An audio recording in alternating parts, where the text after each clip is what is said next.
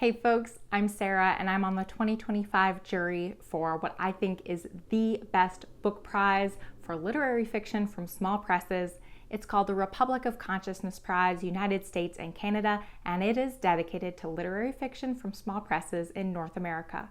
Over the next few months, I will be sharing every single book nominated for the prize, and while I can't share my personal opinions on each book just yet, I will share enough details so that you can get to know the book and the publisher. Every book gets its very own video, and you are not going to want to miss a single one.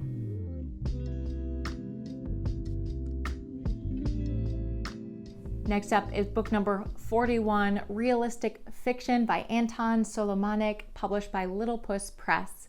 These 11 stories follow mostly trans protagonists across a wide range of adventures. I have to read some of the back of the book to you because it is pretty great. It says, "This book is definitely not a funny and deeply felt collection of transsexual stories engaged in dissident metaphysical investigation of the normative tenets of gender in our society." Bro, how could you say that? It is very dramatic and exciting, yes, but it is not metaphysical at all. It is just realistic fiction. And then it also says, if Charlie Chaplin rewrote the works of Kafka and he was a Russian trans man, Anton Solomonik brings a funny, heartbreaking, and startlingly unique new voice to contemporary short fiction. And there is certainly a lot of humor in these stories, but it is a very deadpan, dry humor, and it relies a lot on extremely awkward and embarrassing situations involving characters who quite often don't seem to be fully in tune with how they're coming across socially, and their speech is often very stilted and they miss a lot of social cues. And there's even a quote in one of the stories that I will quote directly from one of these characters who says, "She talked as if reenacting the stylized dialogue of fictional characters. I had also been told I talked this way." And most of these main characters and protagonists in these stories talk in this stylized, stilted way as if they are trying to perform something. And in these stories, you will find a character who desperately wants to work in an open pit mine, but can't quite land a job in that mine. And then there's a story that's set in the world of the TV show Quantum Leap. I don't know, please mention in the comments if you're a fan of Quantum Leap. But in this Quantum Leap story, Sam jumps into the body of a young woman who is sleeping with John F. Kennedy. And then there's a story where a trans man cross-dresses as a trans woman. And there's a character who wants to become New York State's first and the country's third transgender congressional candidate, but who goes about running for office in bizarre ways, like questionable, entertaining ways. There's lots of sex and almost sex, and there's drinking, partying, lots of anime, lots of video games, collectible card games. There's also autism, philosophy, religion, immigration, loneliness, and the exploration of the performative nature of gender and gender norms. And Anton Solomonik is a writer and illustrator living in Brooklyn, New York. He's the co-host of the World Transsexual Forum, which is an open mic series for trans writers, and his work has been described as whimsical yet heavy-handed, which is amazing, and I would say is true of realistic fiction. LittlePuss Press is a feminist press run by trans women, and they say, "We believe in printing on paper, intensive editing, and throwing lots of parties."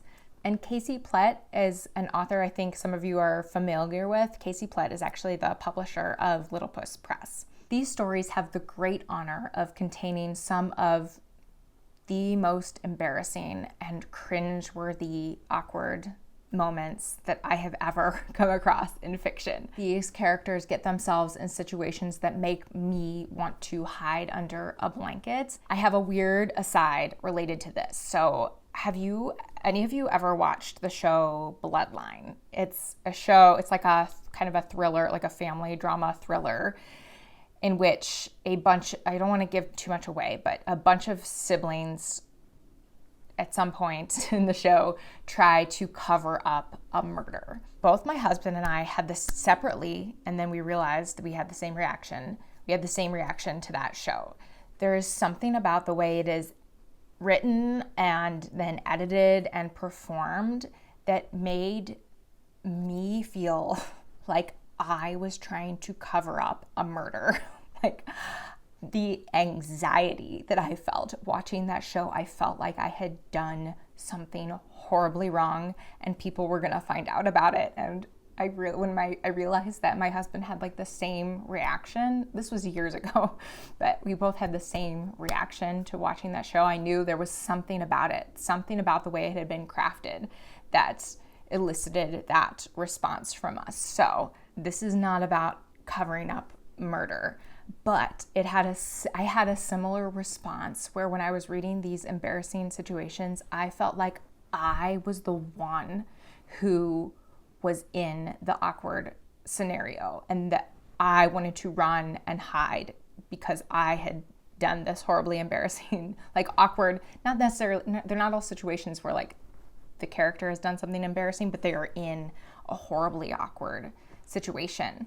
So, for example, I don't even think this was the one that made me feel the most anxiety, but an example is there's one character who is so completely broke. They, in a moment of inspiration, go up to a group of high schoolers and try to sell them porn, and it goes horribly wrong in just the most awful way.